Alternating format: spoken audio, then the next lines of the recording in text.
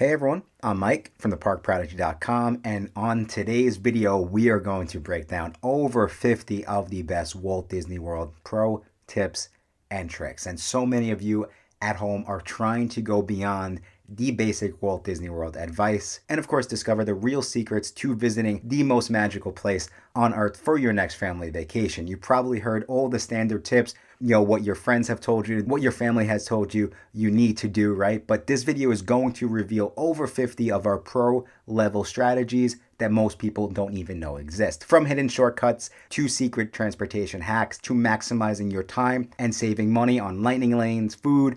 We're diving deep to give you the edge to be as prepared as possible for your next family vacation. So get ready to become a Walt Disney World expert. Let's go get started.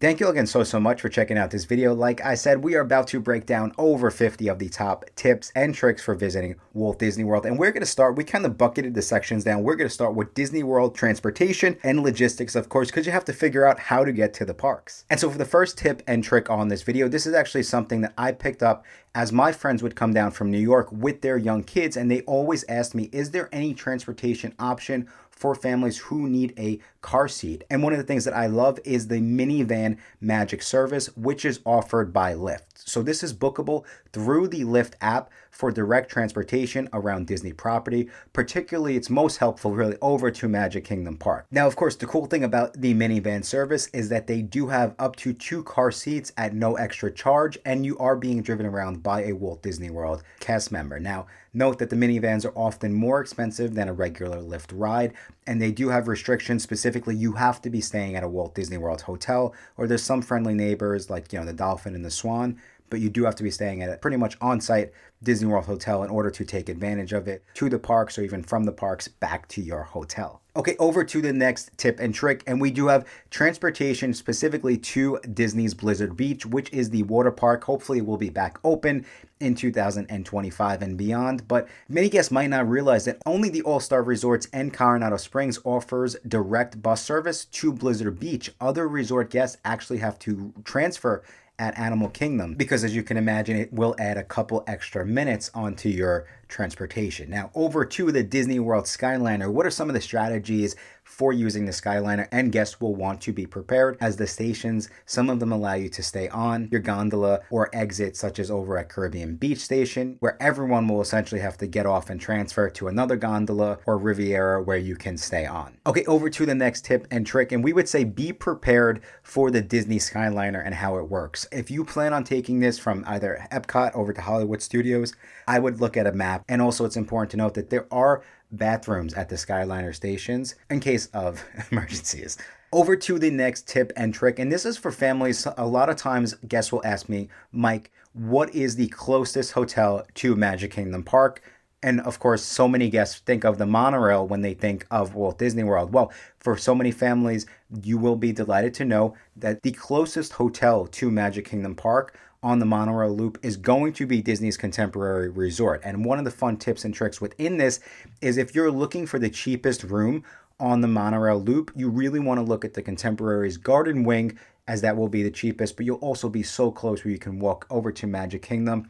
Another great tip and trick within this is going to be, if you are looking for the best hotel, if you're visiting specifically for Mickey's Not So Scary Halloween Party or Mickey's Very Merry during Christmas time, you can't beat the Contemporary and being able to walk back, because those special events go until 12 o'clock at night.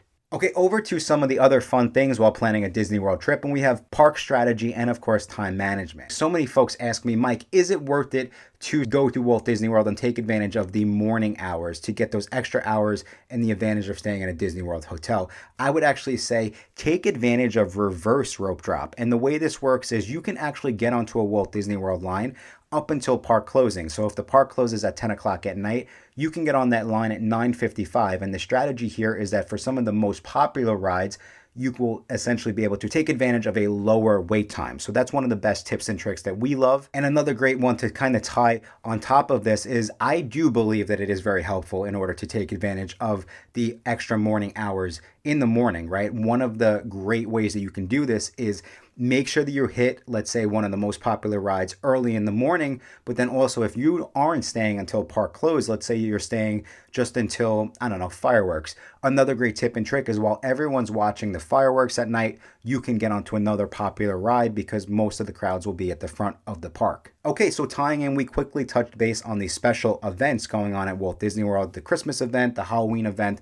But one of the best strategies during those parties specifically, or really during, any night, is to take advantage of the double feature strategy, which is if there are two show times for, let's say, a parade, or one of the shows that this would be good for is Fantasmic over at Disney's Hollywood Studios, we always recommend to go to the second one if possible, because you will be able to take advantage of less crowds. And just as you can imagine, most families are visiting Walt Disney World with young kids, and a lot of times they do want to get their kids back to the room at a decent hour. So if you can stay in the parks a little bit later to take advantage of that second show time, you'll typically get better views and you'll have less crowds. Okay, another important one, and this is especially for families who have not visited Disney World in a while.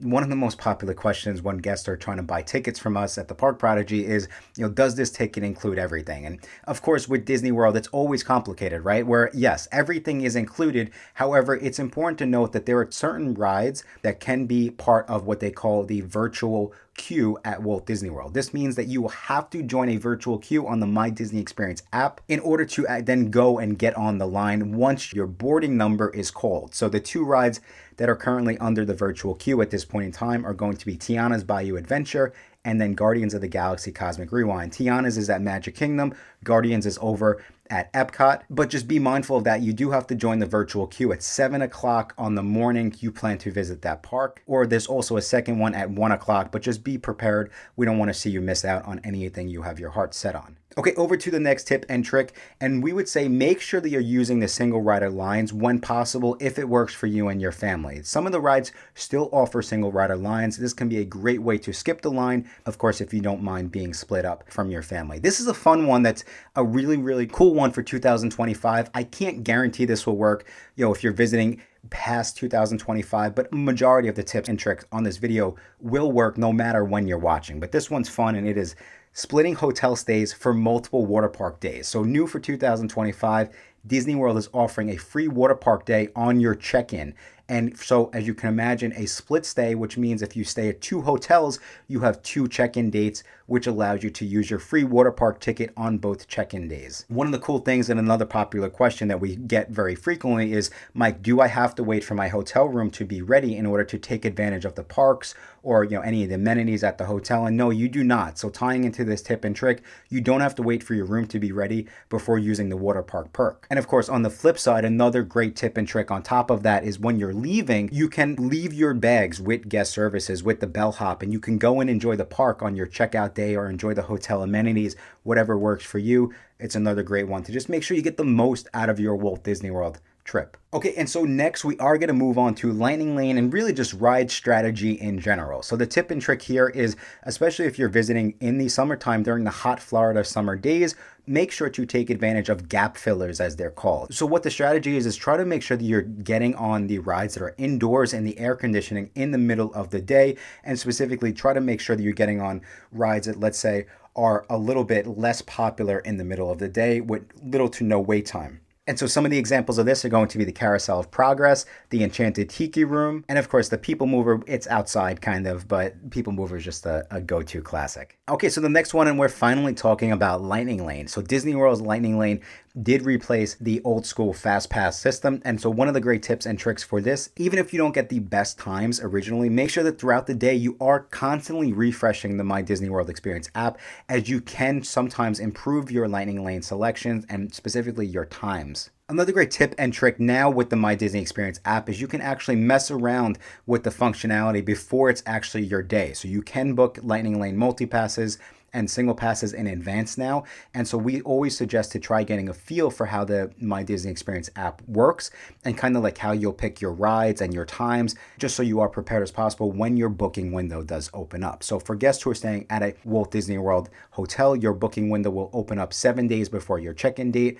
for guests who have ticket only, your booking window will essentially open up 3 days before your first day in the parks. And so another great tip and trick on top of this, another popular question that you might be asking is, what is the best park to use the multi-pass lightning lane on? And of course, we're going to point out that Magic Kingdom realistically is the best park, especially if you're trying to get on everything. This park does have the most rides to try to get the most out of it. Another one that we might not always use it for is going to be Animal Kingdom, as all of them are going to be tier 2s, and we just find that you could typically get through that park within the entire day with the right strategy. And of course, speaking of strategy, it is so important to really prioritize which Lightning Lane multi-pass rides you're going to try to grab. So make sure that you come up with your list. We actually do have a free checklist that you can use if you are using the Lightning Lane multi-pass. I will leave a link to that checklist in the show notes. But you really want to try to prioritize which rides typically sell out the fastest. And these would be the best rides to use your first Lightning Lane multi-pass in each park. Over at Magic Kingdom, we do have Tiana's Bayou Adventure, which typically will sell out around 7 a.m. Over to Hollywood Studios, we do have Slinky Dog Dash, which typically will sell out around 7:46 a.m. Over to Epcot, we have Remy's Ratatouille Adventure, which typically will sell out around 8:45 a.m.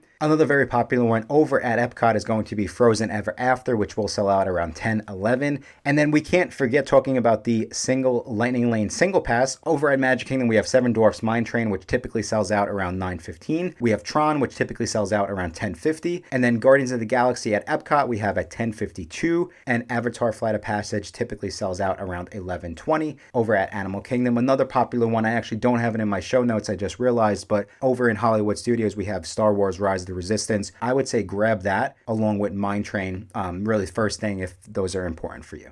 Okay, another great one is be prepared. If you are planning to park hop, you can actually use your Lightning Lane multi-pass when park hopping. Your first 3 selections must be in the first park of the day, but once you scan into your first attraction of the day, you can start making selections in the next park of the day. And another great and important one is when making your first 3 selections for each day, always choose the earliest return time windows for each attraction. If you do plan to get there, it will really just help you get the most out of your day.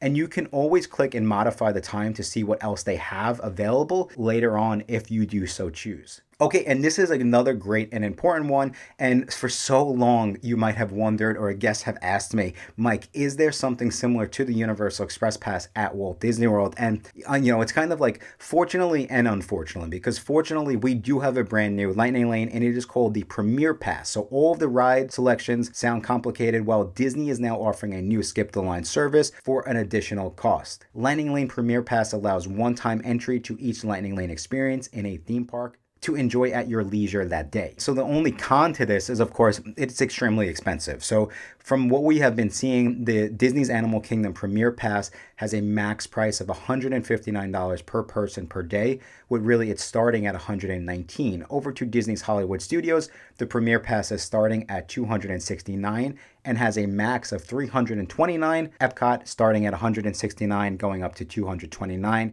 Magic Kingdom is starting at $329 and going up to $379 per person per day. And of course, the benefit of this though is you are paying significantly more, but you do not have to make a scheduled time to go and get on that ride that day. And then, once you scan in, you don't have to worry about making the next one. Okay, so over to the next grouping, we have, of course, saving money and budgeting, which is something so very, very important during your Disney World trip. So we do have free water park access. We did talk about that on check-in. But did you know that you can actually also utilize Disney gift cards throughout your stay? So guests can actually take advantage if they're members of their local Sam's Club, Target, BJ's Wholesale.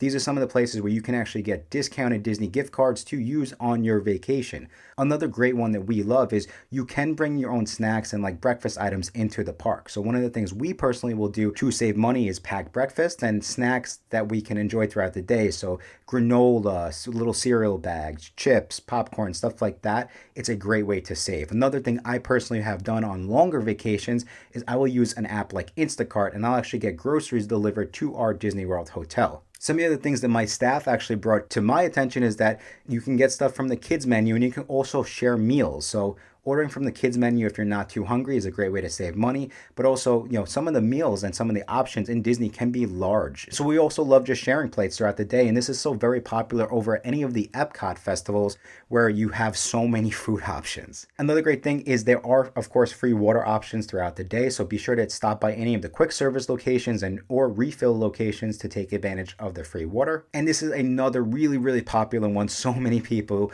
have asked me, and there's so many folks who might be wondering, is there a free dining plan at Walt Disney World? And yes, as of 2025 anyway, at the time of the recording in this video, the free dining plan is back. So Disney will do this from time to time. So it is important to always keep an eye out for it, but it is going to essentially allow guests to enjoy a free dining plan when you purchase a non-discounted 3-night, 3-day Walt Disney World vacation package that includes a room at a select Disney resort and the park hopper ticket. So right now this is going on for arrivals most night from May 27 to June 26, 2025, and then July 7 to August 6, 2025. And we went and we actually put together a package. So for families who are staying at Art of Animation, for 2 adults, 2 children, Art of Animation is a Disney World Value Resort. From July 14th to July 18th, 2025, you have a 4-day ticket with park hopper option, and your total is actually $4,193, but you do get the free quick service dining plan with that offer. So as you can see, it just helps you really budget and get the most out of your vacation a little bit more, and definitely we always recommend to jump on it,